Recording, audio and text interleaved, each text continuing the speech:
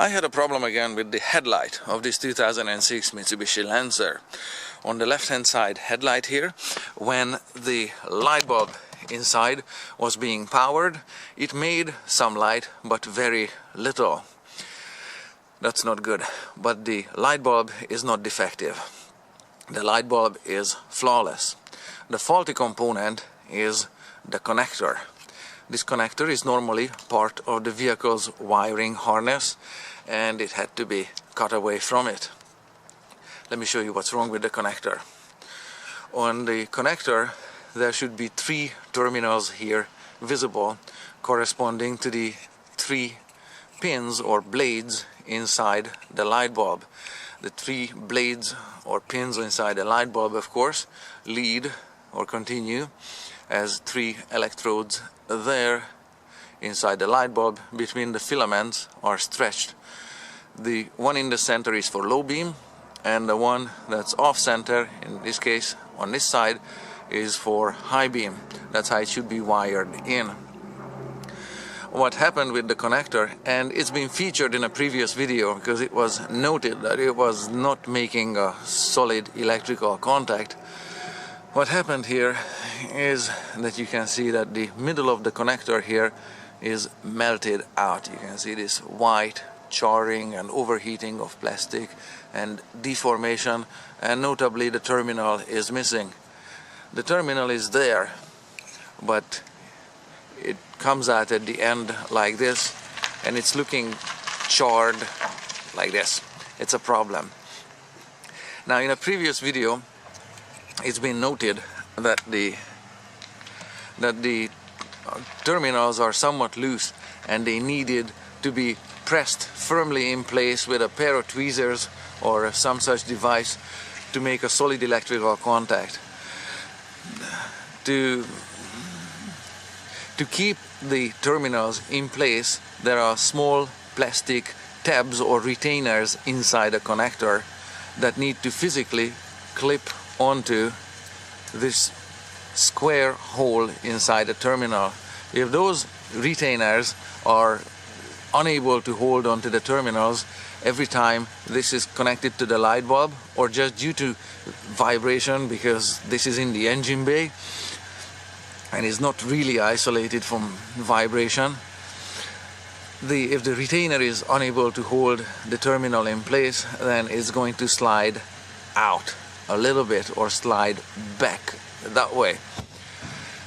If it's not making a solid contact with the pins coming out of the light bulb, there will be some arcing and sparking inside the connector.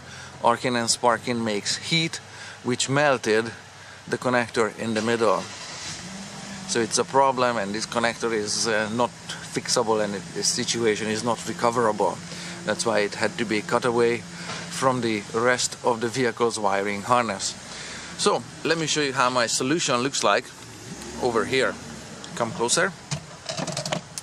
And what we have here is, of course, a new terminal with a new connector with 3 flawless terminals that are firmly held in place, and they make a positive, good contact with the pins inside the light bulb. 3 wires lead. This is called a pigtail, and 3 wires lead to the rest of the vehicle's wiring harness. These 3 wires are just black, and I'm going to explain the color coding in a sec. You can see inside those red connectors somewhat wrapped in electrical tape because I didn't want them to make contact with each other and kind of open them up so you can see them. Those small red connectors are sold in boxes like this, male and female connectors, and they slide together, and they are a crimp-on type connector. It needs a small crimping tool. I also used a pair of pliers and tweezers because some of these eventually will fall down there in the engine bay and I need to retrieve them. So to do this work, you also need to get rid of the battery because there's no way you can put a tool and both of your hands here. So let's take a look at the connections here. And I'm going to explain, like I said, the color coding here and how the light bulb is wired in. So that's what you're looking at. Male and female little red connectors are pushed together, and they are just wrapped partially with this electrical tape, and I will finish wrapping them so they don't make electrical, or they don't short when they touch vehicle's metal body here or each other. So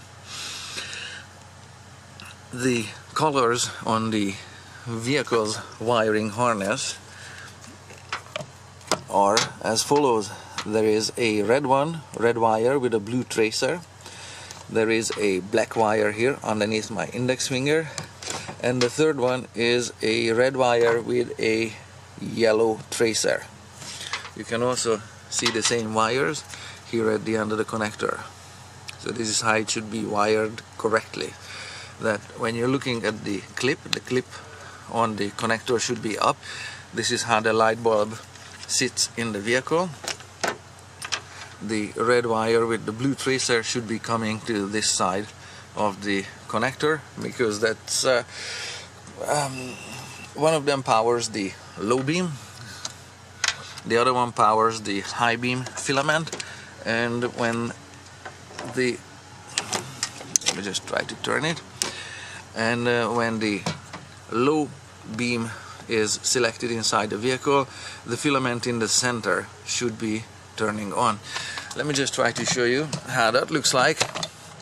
I'm just going to put the tripod here, and that's why I have sunglasses here. I'm gonna just rotate this a little bit, and hopefully it stays here. Just give me a few seconds. Okay. So I have two sunglasses here that I'm gonna put in front of the camera, just like so, and I'm gonna try to reach the light switch. So that's the low beam. Maybe put another red in front of it. Nah, doesn't make it much better.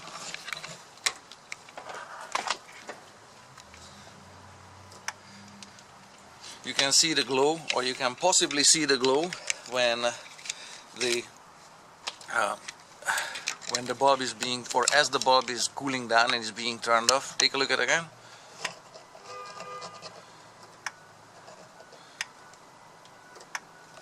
Alright, so that's the center filament. Now let's try to take a look at the high beam filament, and I'm just gonna flash the headlight. That would be the high beam filament. Low beam, high beam. So that's how the light bulb should be wired in. Your colors on the vehicle's harness might be slightly different. That's why I kind of wanted to show you how the filaments are being powered for low beam and high beam. So that's the solution, and it is a solid connection with a solid path for electricity, and once the wrap is complete, it should be pretty solid. There are better connectors or better connection than these ones, but I wanted to do this for this vehicle here because I wasn't sure if, given the previous history of this connector, I wasn't sure if these wires were placed correctly in the first place, because I didn't know the previous history of the vehicle, and maybe this was an issue before, and maybe they connected the terminals or placed the terminals in the connector in the wrong order. So that's why I kind of wanted to do it this way, so I can switch the wires around easily if the wiring sequence wasn't done right. But this is the correct wiring order, and this is the correct placement of the wires.